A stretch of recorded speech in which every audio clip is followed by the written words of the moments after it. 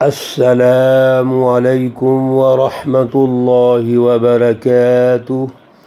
اعوذ باللہ من الشیطان الرجیم۔ بسم اللہ الرحمن الرحیم۔ ان فی خلق السماوات والارض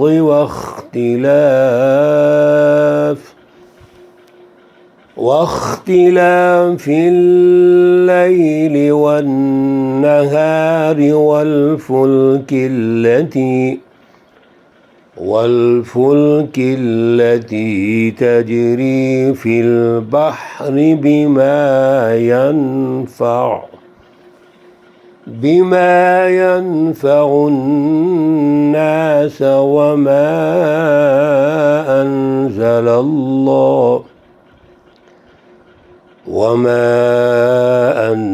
الله من السماء من ماء۔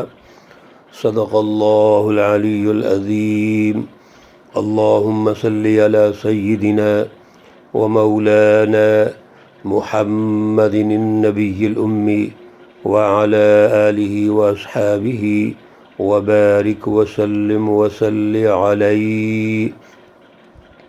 معزز سامعین و سامعات، پارہ نمبر 2، سورۃ البقرہ، آیت مقدسہ نمبر 164۔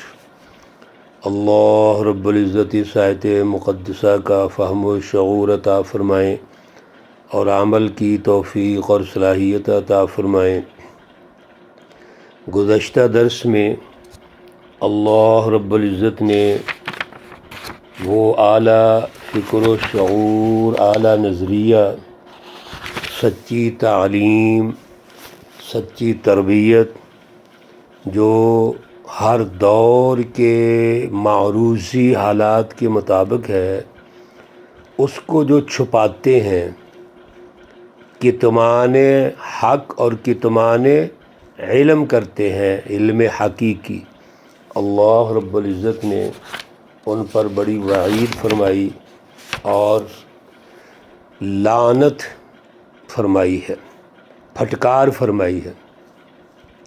اور اگر وہ توبہ کر لیں، ان کی اصلاح ہو جائے، الا الذین تابوا واصلحوا وبینوا، پہلی بات تو توبہ ہے۔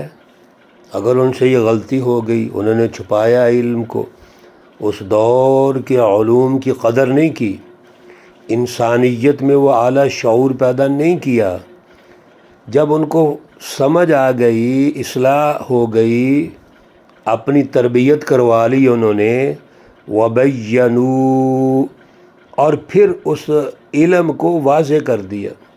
جو ضرورت ہے توبہ کے بعد، اصلاح ہو گئی، اس دور کے علوم حاصل کیے اور دوسروں تک پہنچائے، تو اللہ فرماتے ہیں کہ وہ اللہ مہربان ہے، توبہ قبول فرمانے والا ہے۔ اور اگر کچھ لوگ منکر ہو گئے، ان الذین کفروا، اور اسی حالت میں موت آ گئی ان کی، تو ان پر لعنت ہوگی اور ہمیشہ کے لیے ہوگی۔ وہاں یہ عرض کیا تھا، خالدین، دنیا اور آخرت دونوں جہانوں مراد ہے۔ میرے عزیزو، اللہ رب العزت نے یہ تعارف کروا دیا تھا، توحید کی 3 بنیادی قسمیں ہیں۔ پہلے ہے توحید ذاتی، اور اس میں اللہ نے تعارف فرما دیا، وَإِلَٰهُكُمْ إِلَٰهٌ وَاحِدٌ لَا إِلَٰهَ إِلَّا هُوَ، یہ توحید ذاتی ہے، اللہ اپنی ذات میں اکیلے ہیں۔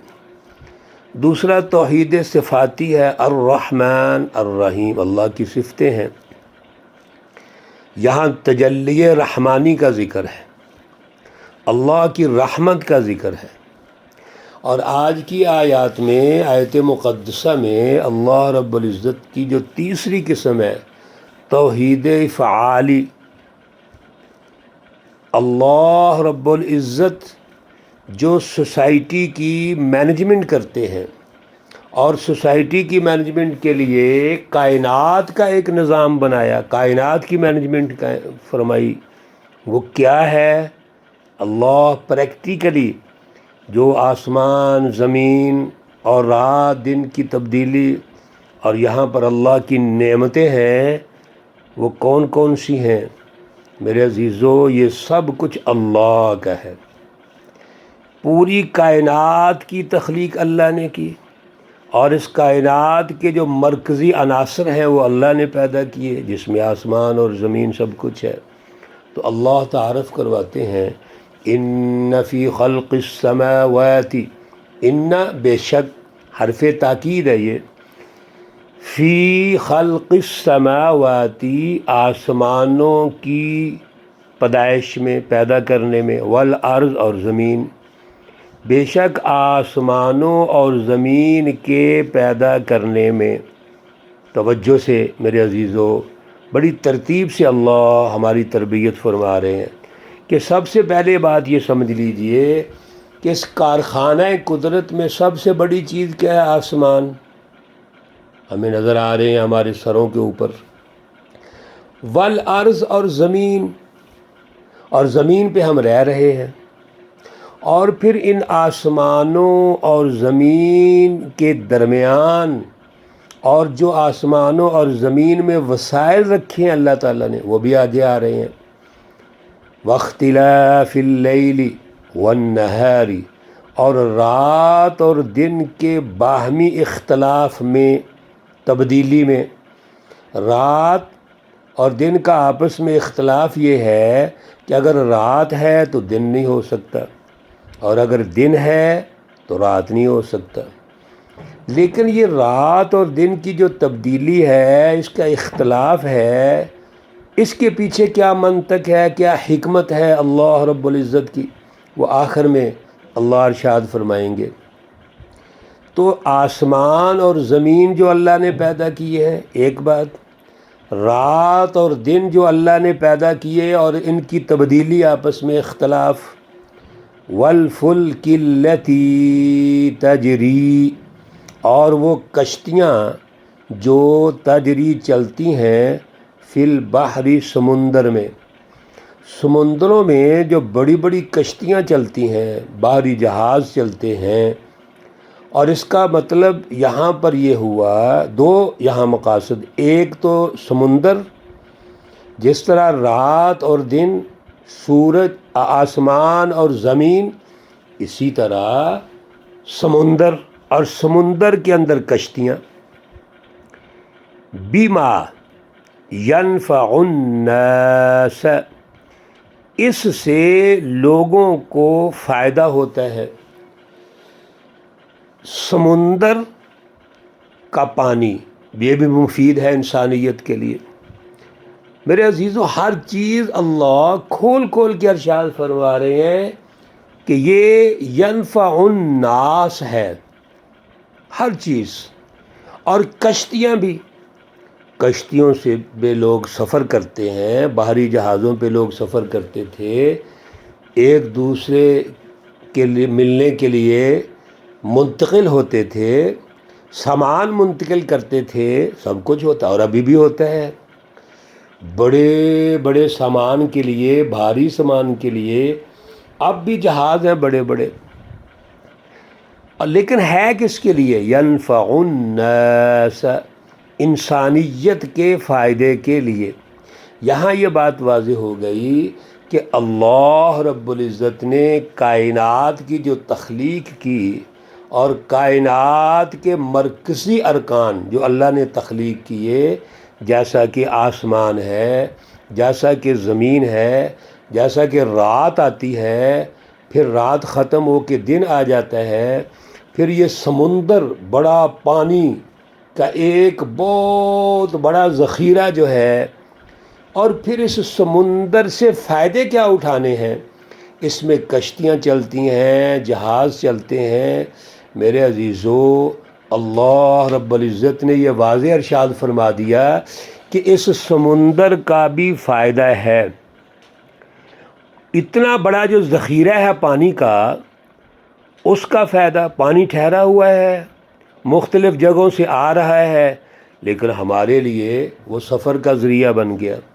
والفلک، اور وہ کشتیاں، وہ جہاز جو سمندر کے اندر چلتے ہیں، جو نقل مکانی کے لیے ہم جاتے ہیں، سامان رسد کے ہم ایک دوسری جگہ پر پہنچاتے ہیں، تو یہ بما ينفع الناس، یہ انسانیت کا فائدہ اس میں ہونا چاہیے۔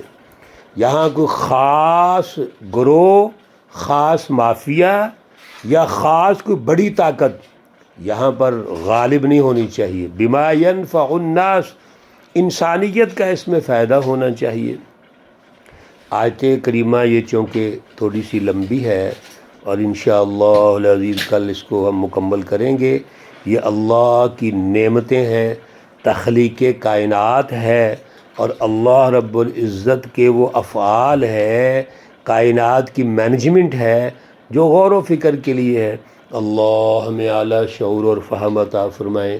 اللہ رب العزت تمام بیماروں کو شفائے کاملہ عاجلہ مستمرہ عطا فرمائے۔ اللہ رب العزت تمام مرحومین و مرحومات کو جنت الفردوس میں اعلیٰ مقام عطا فرمائے۔ ربنا تقبل منا انك انت السميع العليم وتب علينا انك انت التواب الرحيم، وصلى الله تعالى على النبي الأمي محمد وعلى آله وأصحابه أجمعين برحمتك يا أرحم الراحمين۔ السلام عليكم ورحمة الله وبركاته۔